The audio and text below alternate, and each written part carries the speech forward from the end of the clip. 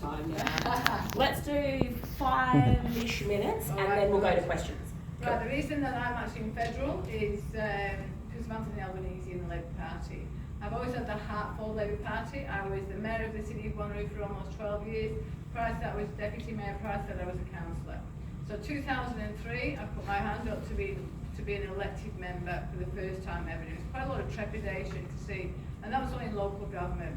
But with that, you start making friendships and relationships and understanding and getting a really good handle on state and federal government.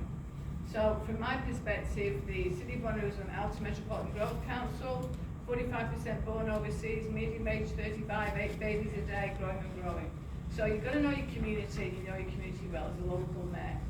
So I grew with that community, and as I grew, I outgrew the current federal member, who was Christian Porter.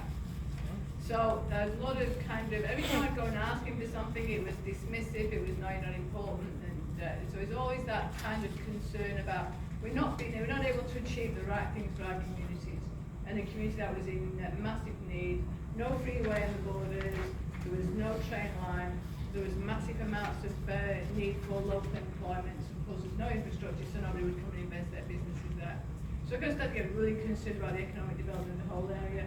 And then the principles for families, whether you're aged, whether you're young, whether you're families, and it was really a great concern. So Anthony Albanese was he actually started Infrastructure Australia, and he was the Minister for Infrastructure. So I developed a really good relationship with him through my role as the WALGA President and the Australian Local Government Association Vice President. And he was a go-to person. Quickly understood the fact that he really cared, he was genuine, he's got a big heart, and he knows what he's about, and he's got a really good demeanour and a good understanding. So when we did the Connect Wanneroo campaign, I went to Albo and I said to him, need some advice on this. He gave me the best advice ever, because he understood the need for infrastructure. If we build the infrastructure, then businesses will come. When businesses come, that creates employment, full-time, part-time, job share, apprenticeships, traineeships. So we really did the Connect Wanneroo campaign around that. So I've got that good relationship, and obviously with the state government, working with the state government too. At that point there were 7 seats in Wanneroo, 7 state seats. And there was a mix between Liberal and Labour.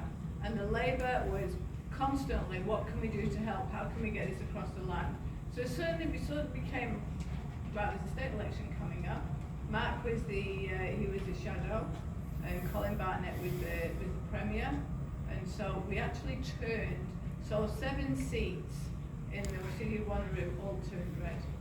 And Mark was then elected the Premier, and it was the best ever, because then we started to get things done. Then we started to get some traction. Even though it was a federal Liberal, we was getting that traction, which was brilliant.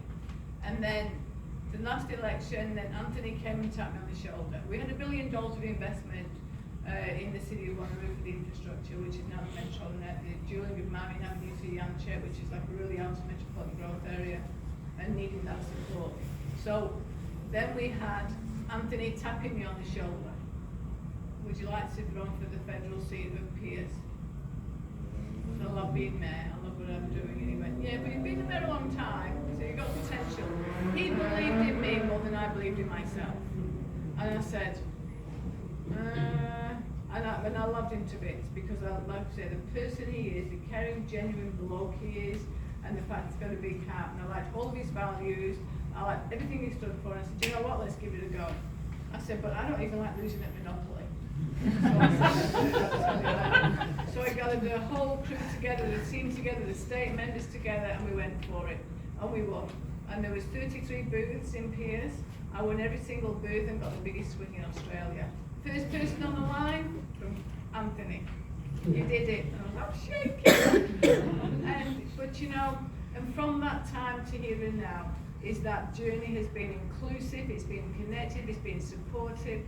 The federal members, I'm still in the suit, I got into the suit at 5 o'clock this morning, because Jim Chalmers, the federal treasurer, was speaking at the Crown.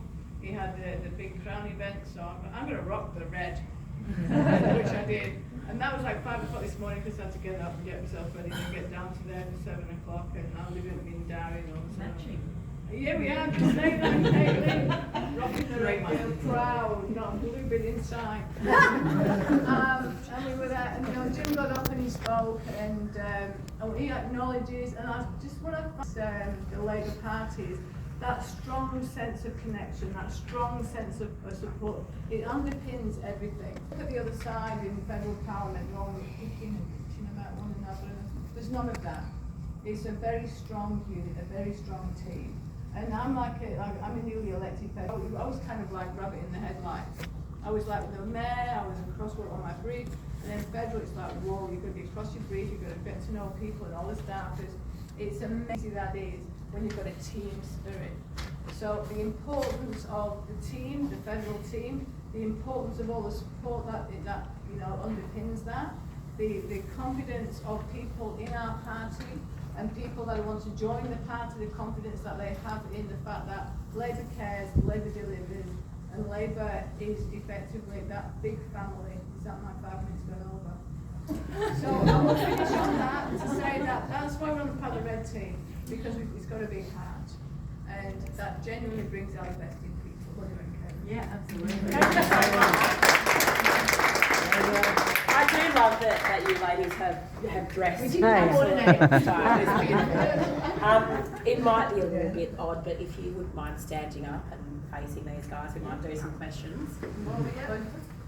Awesome. All right, so we've got one at the back. Someone's eager. Fire away. Okay. Just before asking a question, just two keynotes. Number one, the presentation was very impressive. Thank you. Then presented like a flow chart, it's very simple and easy to understand. Excellent. And then number two, okay, my name is Babu, she is Usha, my wife. And my son Aditya Babu, he is 17 years old now. He is a young labor, and he took his own initiative, and he went into the website, he applied on his own, then he informed us.